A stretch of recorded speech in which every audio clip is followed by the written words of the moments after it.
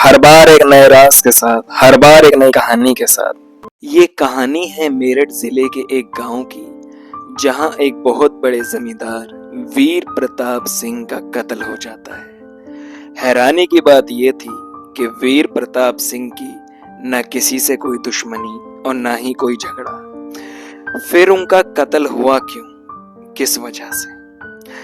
गांव के लोग जमा होते हैं, पुलिस को बुलाते हैं। पुलिस इंस्पेक्टर दीपक वर्मा इस केस की छानबीन करते हैं, पर ना कोई सबूत मिलता है, ना कोई गवाह। मिलती है तो बस एक लाश वीर प्रताप सिंह की। वीर प्रताप की फैमिली में कोई भी नहीं था, क्योंकि एक कार एक्सीडेंट में उनके बेटे, बहू और बीवी तीनों मर चुके थे, और एक पोता था जो सालों पहले गुस्से में घर छोड़कर चला गया। पर कुछ महीनों पहले ही वो वापस लौटा था अपने घर। दोस्त के नाम पर बस एक वकील अरुण ठाकुर थे, जो उनके बचपन के दोस्त भी थे, उनकी प्रॉपर्टी की देखभाल भी करते थे। और अरुण ठाकुर ही थे जिन्होंने पुलिस की काफी मदद करी इस केस में। वीर प्रताप की मौत जहर से हुई थी, स्लो पॉइजन देने से।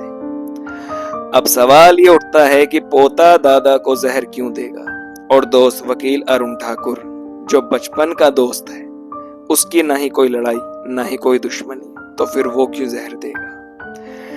पर पुलिस को कातिल की तलाश थी, क्योंकि कत्ल हुआ था वीर प्रताप का। जब छानबीन करने के बाद भी कोई सबूत नहीं मिला, तो वीर प्रताप के दोस्त अरुण ठाकुर ने पुलिस को बताया कि उनका पोता वापस तो आया, पर अपने दादा से लड़ता झगड़ता काफी था, क्योंकि पोता गांव में नहीं शहर में रहना चाहता था। पर वीर प्रताप सिंह गांव से जाना नहीं चाहते थे, पर इस बात के लिए कोई कत्ल तो करेगा नहीं। फिर भी पुलिस ने पोते को रिमांड पर लिया और पूछताछ करी। पोते ने बताया कि ऐसा कुछ भी नहीं है, जिसने आपको ये बताया वो झूठ बोल रहा होगा। अब उलझन और बढ़ने लगती है पुलिस की कि आखिर कातिल कौन है। फिर पुलिस ने एक चाल चली, पोते को पकड़कर जेल में डाल दिया, ये कह के कि इसी ने कत्ल किया, और केस बंद करने की तैयारी शुरू कर दी।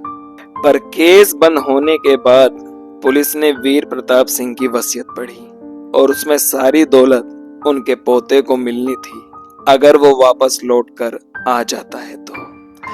और अगर पोता वापस नहीं लौटकर आता है, तो ये सारी दौलत उनके दोस्त वकील अरुण ठाकुर को मिलती। पुलिस ने अरुण को पकड़ा और डरा धमकाकर पूछा।